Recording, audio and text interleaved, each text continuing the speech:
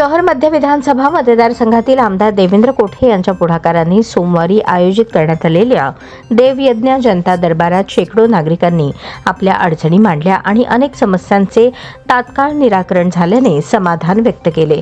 सकाळी 10 वाजल्यापासून सायंकाळी 5 वाजेपर्यंत चाललेल्या या संवादामधील उपक्रमात रस्ते, पाणी, वीज, उद्याने, रोजगार, वैद्यकीय सेवा, नोकरी, दिवाबत्ती अशा विविध नागरी समस्यांवर चर्चा झाली।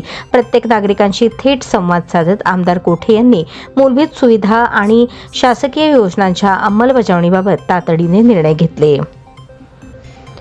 अनेक निवेदनांवर आमदार कोठे यांनी स्थानिक अधिकाऱ्यांशी तात्काळ फोनवरून संपर्क साधून समस्यांचे निराकरण केले। ही तत्परता आणि कार्यक्षमतेचा नागरिकांवर चांगलाच प्रभाव पडला।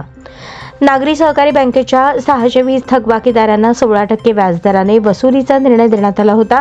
या विरोधात नागरिकांनी कोठे यांच्याकडे निवेदन दिले होते। त्यानंतर मुख्यमंत्री देवेंद्र फडणवीस आणि सहकार मंत्री बाबासाहेब पाटील यांच्याशी सातत्याने पाठपुरावा करून वन टाइम सेटलमेंट योजनेअंतर्गत फक्त 6% व्याजदराने वसुलीचा निर्णय शासनाकडून मंजूर करून घेतला।